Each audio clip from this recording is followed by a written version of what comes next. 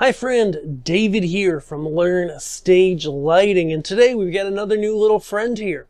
This is the Volux Phantra, which is an exciting new wash light that is IP65 rated. You can use it outdoors, but it doesn't carry that outdoor rated price. Let's dive in.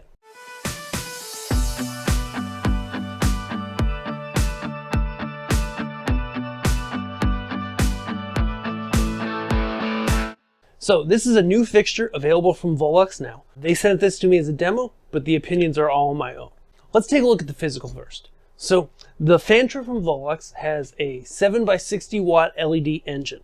That's the primary outputting LED, 7 LEDs. It has a really killer zoom range that will put, oh my goodness. I know I saw it just a minute ago.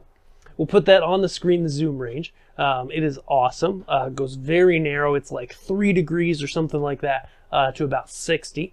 And it has RGBW color mixing.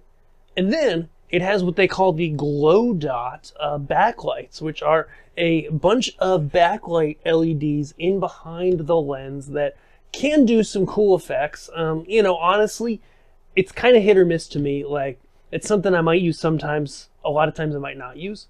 But regardless, for what Volux is putting in here, at the price they're putting it at, it's a really killer fixture. So let's take a look at it. First and foremost, the physical.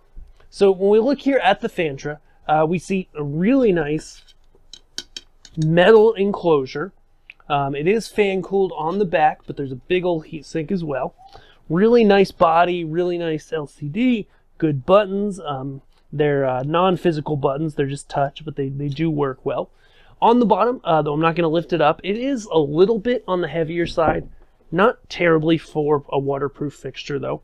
But on the bottom we have 2 Omega brackets, and in the box you get a safety cable, a Ethernet cable, a DMX 5-pin cable, waterproof, and your 2 Omega brackets. Swinging to the back side here, we've got all our ports. We can do DMX 5-pin, PowerCon True 1 in and through, and as well as network through Ethernet.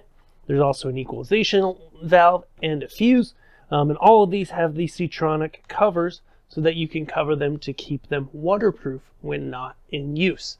Always with plugs like these on fixtures that are waterproof, when you have a DMX plug on the fixture, you got to use the waterproof DMX cord, which has a little extra rubber bushing around it, or else it's not technically waterproof. But you didn't come to see that. I mean, you did. It's got 2 good handles. It's a solid build, small, pretty compact fixture. Has a bit of weight to it, but I can see that it's got a really big heat sink. It's really solid build, so I think that's justified. Just be aware, if you're used to wash units that are all plastic, that are not waterproof and in this size, this is probably 1.5 or more times heavier, and I'm sure JP can put that on the screen. So, what we're here for really is to see what it does. So we'll go ahead and plug it in, see how it homes. Of course, I've done this a few times already. Plug in DMX. It does, I'm sending it DMX right now with signal, so I see that it does home. It's a little bit misbehaved on its homing, at least on this unit, where the fixture's on while homing, it's allowing that output.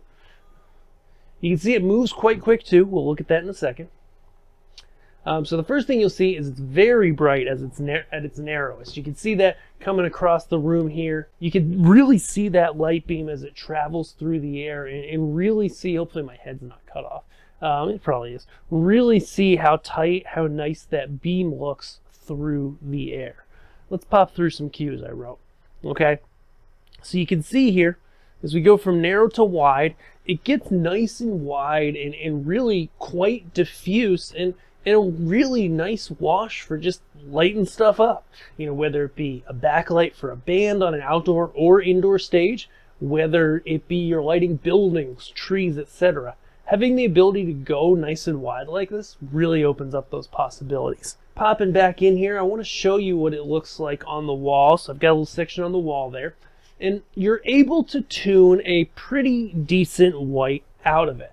I went with a little bit of a higher color temperature to match what my cameras are color balanced to. It looks pretty nice. It's not mind-blowing, It's not an incredible high CRI fixture that you're going to use for broadcast front lighting, but it is adequate. And I think, a fixture like this, we'll show you some of the tricks it has in a minute, is really geared more towards backlighting, lighting objects, and effects lighting. So it's okay that it doesn't have a super high color quality, and generally that gives you more brightness anyways. Next, we're going to look at some different colors here. So back over here. The red is deep. It is not the brightest in the world, and that's always tough with LEDs, but it's not bad. The green, actually that's what it is. It is bright. I apologize. Nope. I take that back. It is nice and bright. The red does look great, but I did dial it back so that when we're in this camera, it's not just blown out, but you can actually see it. The green is nice. It is what I would call on the edge of like an alien green and a Kelly green. It's not particularly like grassy in color, but it's not overly jarring either. And then you see as we go to the blue is very deep. It is definitely a deep blue. Definitely towards the edge of purple there. And so keep that in mind. Of course, you saw as we faded kind of by the colors what else it did there. Okay, so popping back over here, you can see this guy can really make some nice colors, and just zooming it kind of halfway through right here, shining it through the air, it looks really nice in the haze. Let's dive into more of this stuff, okay? So there's a number of different DMX channel modes, but they all have this. They all have a lens rotation, which is something that, there's a couple things about lens rotation that are really cool. One, we don't see it a lot from the mainstream manufacturers here in the US. Two, it's often loud, or it often makes zooming loud on these types of fixtures. And this fixture, the Volux Phantra, both in fan noise, zoom noise, and movement noise on pan tilt, is really quiet. I've spent a lot of time also just looking at this assembly, at the way it works, the way the lens is mounted, and the way it's turning. It's really well designed. And it seems like, it's not getting stuck up. It's really smooth. It should be really, really reliable, which I love. So having this beam scatter effect is just awesome. You get this on fixtures like this when you zoom it at its narrowest, and then you're able to scatter the beam like so. Okay, but let's take it a step further. So the Phantra is able to, and does out of the box, pixel map. And so you've got your 7 pixels across the face that are pixel mapping here. And also, let's just go ahead here to another cue, I think. And also, all of the glow dot, which I believe is 28 pixels in the backdrop, also pixel map. So they can create some really interesting looks. Okay, and I thought I had another good pixel mapping example here. And so here you see, actually this quick demo is really cool, because basically what you see is I'm turning the main source on and off, but then in between that, I'm running a pixel map on all of the background pixels. And so that's where I think this fixture is really cool. The background pixels by themselves, like if you just have them on and you turn off the intensity, like in the gaps here when this is flashing, it's not all that impressive by itself. Like it's not super bright. It doesn't really draw your attention. But I think when you combine it with the main light engine turning on and off, you get some really interesting stuff.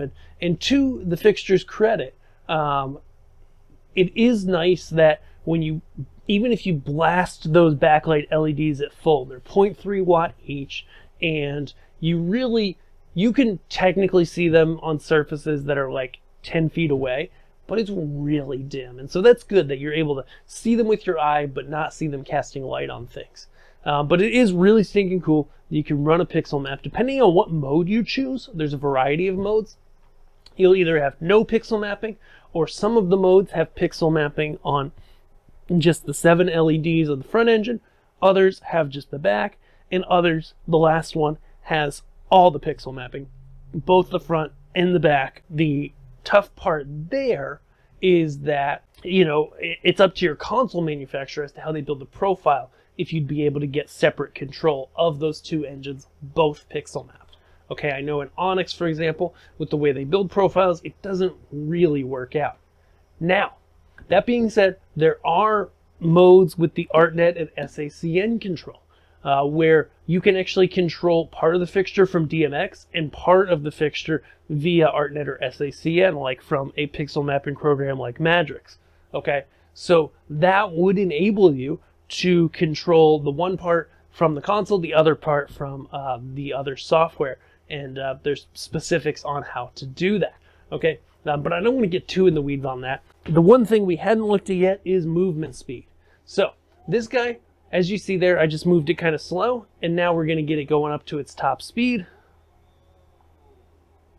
You can see here it's panning at its top speed. It's tilting kind of slow, and you can see it does both really well. It's not jittery when it stops. It's not jittery when it's moving, even if it's slow.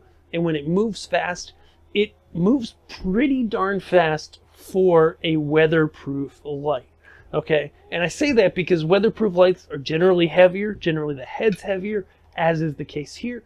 It's harder to make them move really fast, and I think it's acceptable. I think it's a really reasonable movement speed. You can do a lot of really great stuff. It's a really nice light.